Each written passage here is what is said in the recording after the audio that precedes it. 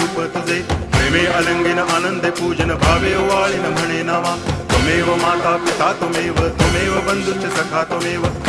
विद्या तरुणं त्वमेव सर्वं मम देव कायेन वाचा मनसेन्द्रियैर्वा बुद्ध्यात्मना वा प्रकृति स्वभावात् करोमि यद्यत् सकलं परस्मै नारायणायति समर्पयामि अच्युतं केशवं रामनारायणं कृष्णदामोदरं वासुदेवं हरि श्रीधरं माधवं गोपिकावल्लभं जानकीनायकं रामचन्द्रं भजे हरे राम राम